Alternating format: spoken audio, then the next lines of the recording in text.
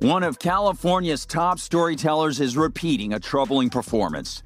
Indeed, in a June 20th X post, Newsom not only set the table to blame Trump, he employed slippery statistics that can mislead readers, writing, quote, "Donald Trump isn't just threatening California's disaster aid, he's also pushing for dangerous cuts ahead of wildfire season, a 63% reduction in the U.S. Forest Service budget, a 30% reduction in workforce, 10,000 employees. The agency is the nation's largest firefighting entity. It oversees more than half of the state's forest land.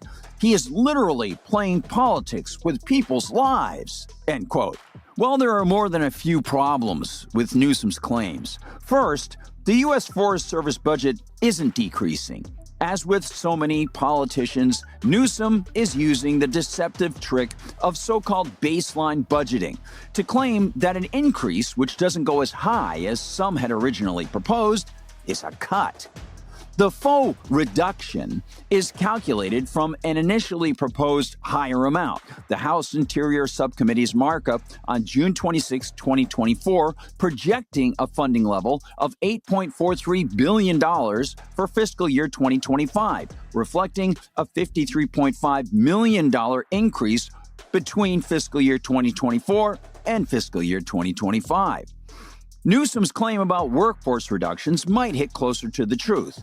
That workforce reduction, equated to about 10,000 employees, is part of Trump's proposal for overall employee reductions, supported by recent reports of personnel cuts due to so-called retirement incentives and forced retirements, though a federal judge has actually halted further reductions until it can be heard throughout the courts. But larger, longer-term problems remain. As I wrote 6 years ago for MRC-TV, quote, "The core and majority of PG&E's power lines run above government-owned and mismanaged land. As numerous commentators have observed, the lack of private property ownership, control, and real liability for management of land has led to a shocking history of fires in California and elsewhere in the United States. The government won't go out of business if it causes damage to other people's property through the mismanagement of land it claims as its own."